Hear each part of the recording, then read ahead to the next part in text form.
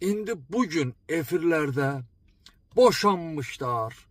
Erini saymayanlar at oynadır. Bunu siz de bilirsiniz, biz de bilirik. Birinci, Teleradyo Şurası'nın boynunu yere sokum ki bu işleri görmür. İkincisi, boşanmış adam gelir cemiyete ağıl örgedir.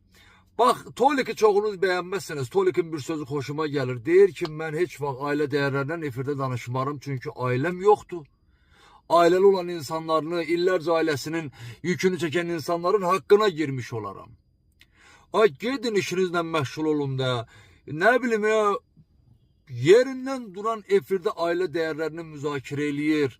Ne bileyim ne eləyir. Ay, gidin hele bir erinize sadikliği örgenin.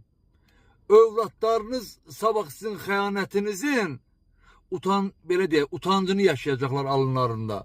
Gidin bir əxlaq kodekslerini öğrenin.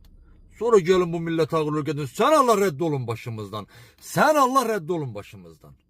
Bu milletin onsuz da kifayet kadar derdi var. Siz de bir taraftan bu millete hesap vermeyin ha. Bu leçerleri lüçerleri kim töküp efirler ha.